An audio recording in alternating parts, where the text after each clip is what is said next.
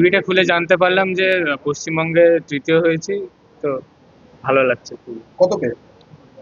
আমার 494। School tuition বাদে বেশিরভাগটা সেলফ স্টাডি করার চেষ্টা করতাম।